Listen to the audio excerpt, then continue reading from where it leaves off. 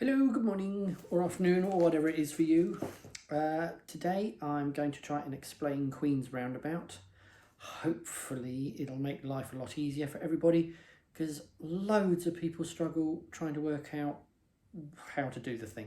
But it's actually a really Marmite roundabout. It's, some people love it or hate it, and it's actually, I reckon, probably the easiest roundabout in Farnborough. I mean, it is really easy. It's all traffic light controlled. All the traffic stops for you. You basically go when you're told, stop when you're told, and you just got to follow a lane. So once you're in the lane, which is the hardest part, getting into the lane, once you're in it, you just follow it and it takes you to your exit. So there's not a lot to do. It's actually pretty simple. However, there is more to this than meets the eye, and that's what I'm going to try and help with. All right. So first of all, let's deal with lanes. All right, now I'm going to pretend that I'm in a car because it's much easier for me to then show you stuff. All right, so that's why I'm sort of side on to you a bit, but what I'm looking at here is if we had one lane, so let's take my arm as a lane. All right, you've got one lane, and if it came into two lanes, you would just pick which of the lanes you actually wanted, right? So you just go there. If it went into four lanes, ping, you would actually just drive along and you'd go into whichever lane you wanted. You would not go to, say, this lane to then go across to this lane. You would just go to that lane. All right. Now, the way they mark up roundabouts or roads is based upon the default driving behaviour. So remember, if you've got one lane, that of course you've got a car in a lane, he can go in any direction. Okay. If you've got two lanes, default behaviour means that this lane, the left one, goes left and ahead, and the right hand lane is for overtaking or turning right. So mainly turning right, but you can use it to overtake if you so desire. If of course we had three lanes, then normally it's each one for, with the direction that you're going to go in. So I'd go left, ahead, right. Sometimes you can use this one for overtaking as well. So the right hand one for overtaking the people in the middle lane to get back in again, that sort of thing. But ultimately you should be just thinking one for each direction. All right.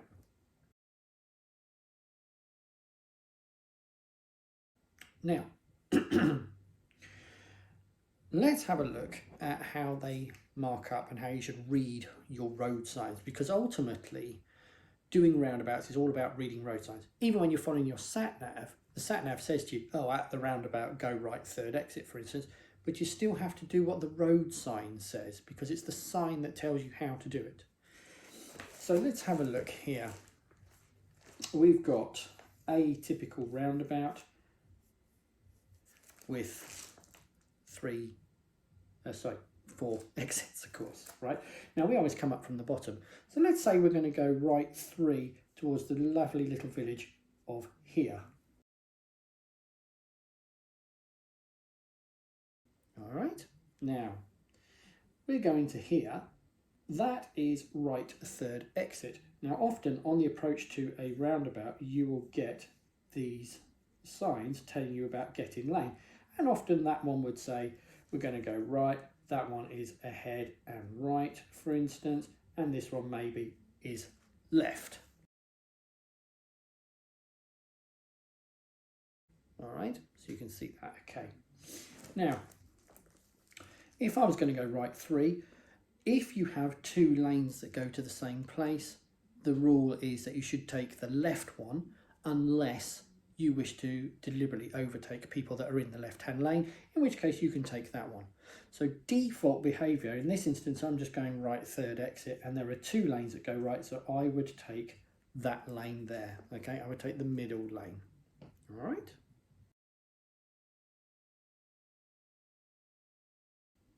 Good. Now,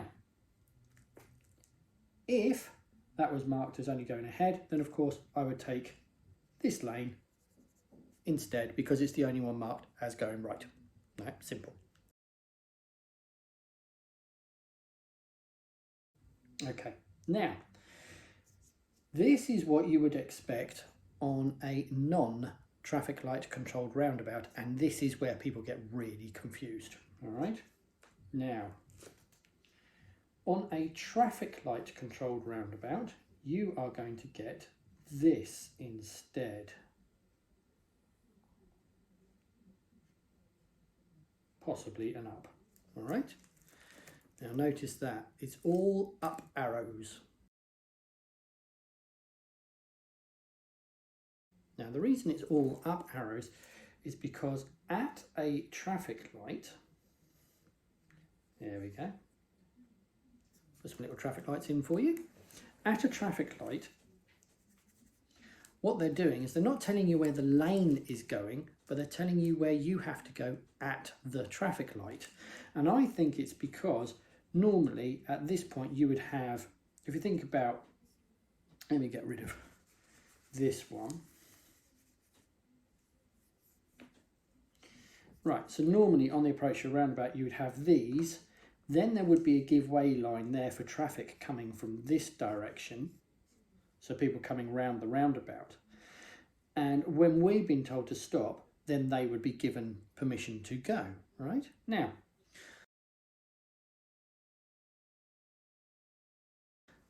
I think they go and put this in for like people that drive from abroad, because in England we go that way round the roundabout, but of course if you came from France you would go that way round the roundabout, so you'd go the opposite direction. And never underestimate somebody's ability to always do what they've always done, right? I know myself, when I've driven abroad, I will quite happily drive on the correct side of the road, but then at a junction you turn and then your brain automatically just puts you on the same side of the road that I've been driving on for the last 25, 30 years, right? So if we had somebody coming from abroad, and of course we know we have quite a lot of people from abroad in the Farnborough area, what you can get is, let's say it's night time, the roads are quiet, right? So there's got no traffic coming at you from here, right? If you had a car sat here and their sat nav is saying turn right, it would be very easy for them to just turn right and do that, and then they try to go the wrong way around the roundabout, okay? Because that's what they've always done. It was only when they get to England that they do it the other way around, all right? So what happens is you will often find on the approach to traffic light controlled roundabouts that you will get a lot of up arrows, and they're not there to tell you where the lane goes, but they're telling you where they would like you to go at the traffic light when the traffic light gives you permission to go. Then you will get the normal sign. Just remember that one's traffic light. But then on the roundabout itself, you would now get arrows that tell you where the prospective lane goes. Okay, so this road sign, this one that you would normally expect on a normal roundabout, this would be sort of here-ish, and this one would be on the approach, so it would be there-ish.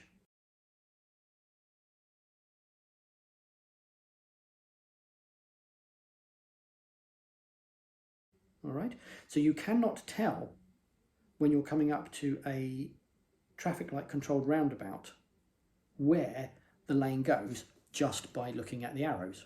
What you have to do is read the road sign and do what the road sign says. So, looking back at this, looking back at this, they often have road numbers, all right? So let's say, let's get rid of that and that. So let's say we've got, here is marked on the A3, for argument's sake. Right. Now, if I had this and this was marked as A3, great. I've been told to follow a number, there's a number, therefore follow it.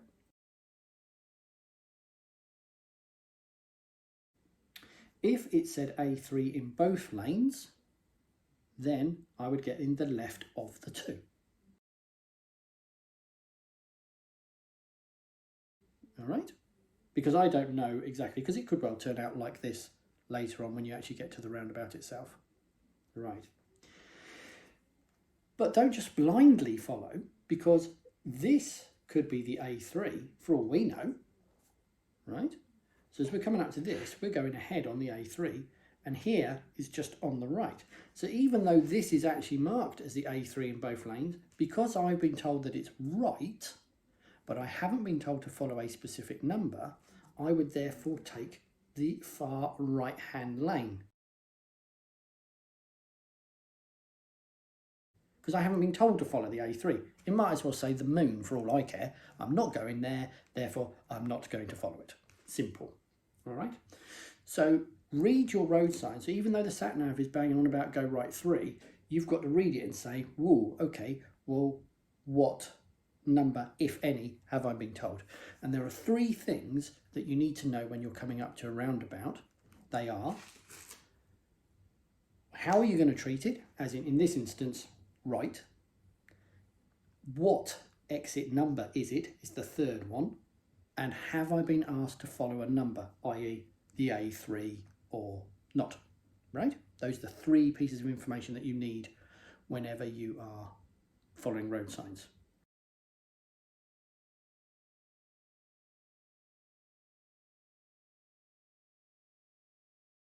Whether or not you've been told to follow that number then just changes which lane you put your car into. Simple as that.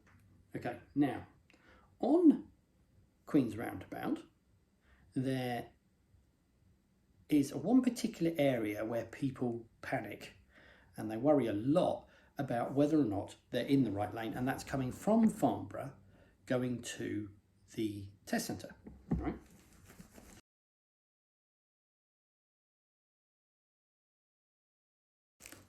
Et voila. All right, now that's the diagram. Now, coming from Farnborough, you've got to concentrate on the left and right hand side of your lane. The right hand side goes round the roundabout, then you've got the white line, and then it goes off to there. The left hand side of your lane is there, but crucially what it does, if you actually look where the line goes, it actually heads off down the dual carriageway.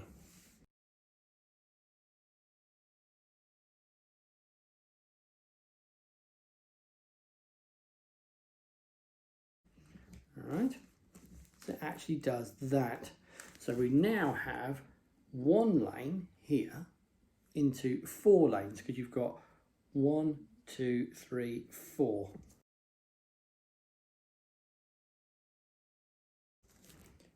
All right, so it's 1 into 4. Now that's what I was saying to you earlier on about your 1 lane into 4 lanes. Now, as I said earlier, if I was going to go into this lane, I would just get in it. And what we've got here is basically exactly the same thing, except it's just at an angle, that's all. So I've now got 1 that heads off down the dual carriageway and 3 that go right towards the test centre. All right? So if I wanted that lane, what you do is you actually stay on the left hand side and turn in like that. Okay, you do not do what most learners do, which is stay on the right hand side and then they do 2 lane changes across. You want to actually stay out and then go into your lane where your lane starts.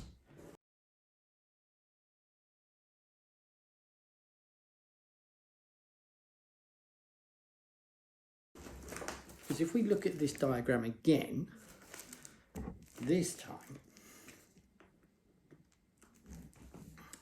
we actually look at where the lane starts. So that's that. This lane starts there. It's a bit like a fan. Hopefully you can see that.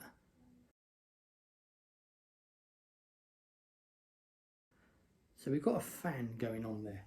Now what we do, of course, is if the road leans round to the right, which of course it is because you're going round a roundabout, then if you stay to the left of your lane, if your lane then breaks into multiple lanes, then you can just turn at the start of the lane. Don't stay on the right, stay on the left part of your lane and turn when your lane starts.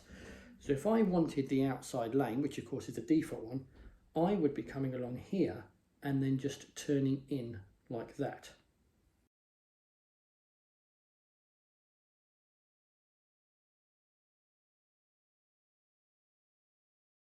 All right, so stay on the left-hand side if you're going round the roundabout. The reason I'm wording it like that is because use another bit down here at the bottom, coming out of the test centre heading towards Farnborough, where you're actually going left. So if I look at the left and right of my lanes down here, yeah, so I've got 1 into 3 now. So the only difference is, whereas this one is a 1 into 4, this one is now a 1 into 3, but it actually does that. So we get 2 that go left and 1 that goes straight on, all right? So if I stay on the outside, then when my lane starts, I just turn into it like that. Hopefully you can see that.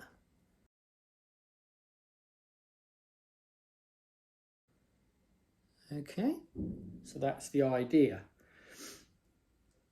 Now do bear in mind, I'll go back to the to this one, which is most people freak out when they're going towards the test centre. Do bear in mind that you're not actually doing a lane change. All you've got is your 1 lane becomes 4, and when it breaks, you are allowed to pick whichever lane you feel is applicable. All right, but you're not actually doing a lane change. And the dude that was in the lane to the left of you, he's in the lane that's marked for going down the dual carriageway. So he shouldn't come into your lane, shouldn't.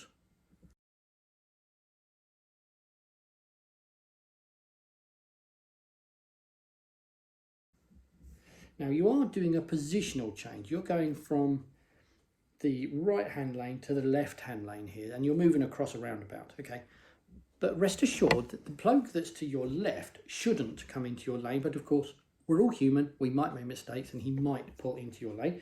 He might do something like that.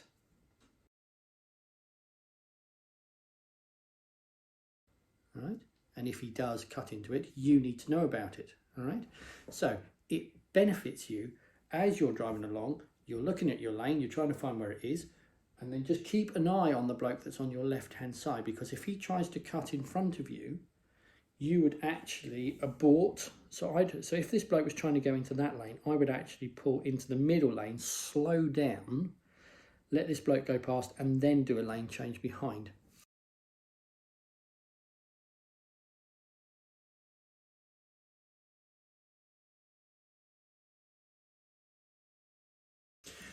Now, it's one of those situations where if you don't look to your left and the person there just does what he's supposed to do and heads off down towards Aldershot, we haven't got a problem with it, all right? It's absolutely fine.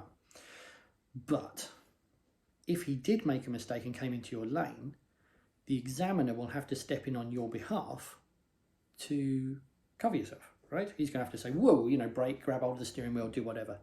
And if he has to do your driving for you, then you failed your driving test, all right? Now, you aren't really doing anything wrong yourself, except you're not keeping everybody safe, and that is your primary role as a driver, and that's what you're being tested on the driving test.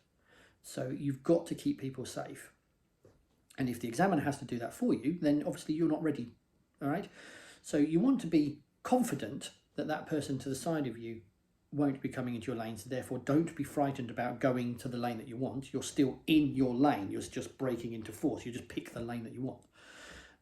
But do keep an eye on the bloke, just in case they've got it confused and you know, they got it wrong, in which case just slow down, let them take it, drop in behind. Very, very easy, all right? And then you just follow your lane. Simple. All right. Now,